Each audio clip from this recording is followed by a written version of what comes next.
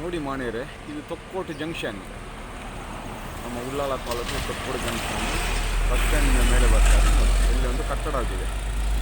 ಈ ಕಟ್ಟಡಕ್ಕೆ ಸೆಟ್ಬ್ಯಾಕ್ ಇಲ್ವಾ ನೋಡಿ ಅಂತ, ಏನೋ ಒಂದು ದೊಡ್ಡ ಕಟ್ಟಿದ್ದಾರೆ, 4 ಅಂತಸ್ತಿದ್ದು B+4 ಕಟ್ಟಿದ್ದಾರೆ. ಇದು ಸರ್ಕಾರದ್ದು ಕಾನೂನು ಉಲ್ಲಂಘನೆ ಮಾಡಿದ್ದಾರೆ ನೋಡಿ ಇವರು.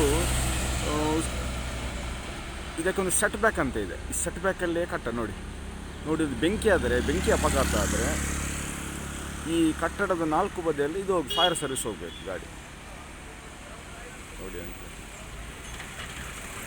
ನಾವೊಂದು ಇಷ್ಟು ದೊಡ್ಡ ಕಟ್ಟಡದಲ್ಲಿ ಒಂದು ಸೆಟ್ ಬ್ಯಾಕ್ ಇಲ್ಲ ನೋಡಿ.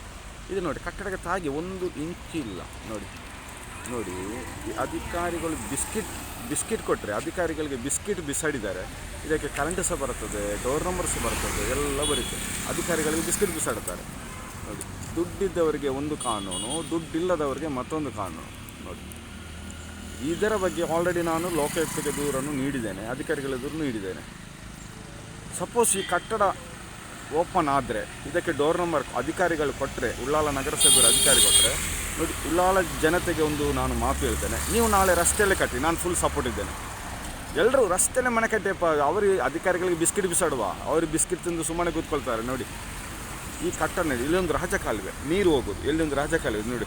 ಇದು ನಮ್ಮದು ಸೇವಾ ಸೌಧ ಉಳ್ಳಾಲದ್ದು ನೋಡಿ. ಇಲ್ಲೊಂದು ರಾಜಕಾಲುವೆ, ಈ ರಾಜಕಾಲುವೆನ ಮೇಲೇ ಕಟ್ಟಿದ್ದಾರೆ ಅವರು ನೋಡಿ.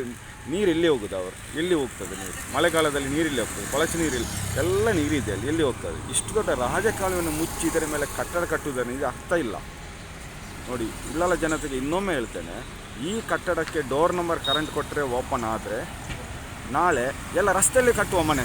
ಅಧಿಕಾರಿಗಳು ಬಿಡಿ, ಬಿಸ್ಕಿಟ್ ತಿಂದು ಸುಮ್ಮನೆ ಕೂತ್ಕೊಳ್ತಾರೆ ಅಧಿಕಾರಿಗಳು, ಆಯಿತಾ? ಈ ಒಂದು ಕಟ್ಟಡ ಎಲ್ಲರೂ ನೆನಪಿರಲಿ. ಇದು ಓಪನ್ ಆಗಿ ಜನರು ಇದು ಓಪನ್ ಮಾಡಿದರೆ, ಇದು ಓಪನ್ ಆದರೆ ನಾಳೆ ರಸ್ತೆಯಲ್ಲೇ ಕಟ್ಟುವ ಮನೆ. ಫುಲ್ ಸಪೋರ್ಟ್ ಮಾಡಿ, ಎಲ್ಲರೂ ಜನರು ಒಟ್ಟಾಗಬೇಕು ಇದಕ್ಕೆ. ಉಳ್ಳಾಲ ಜನತೆ ಒಟ್ಟಾಗಿ ರಸ್ತೆಯಲ್ಲಿ, ಬಸ್ ಸ್ಟ್ಯಾಂಡಲ್ಲೆಲ್ಲ ಮನೆ ಕಟ್ಟಿ ಕೂರಿಸುವ, ಎಲ್ಲರಿಗೂ ಕೂತ್ಕೊಳ್ಳಿಸುವ, ನಾವು ಸಹ ಕೂತ್ಕೊಳ್ಳುವ.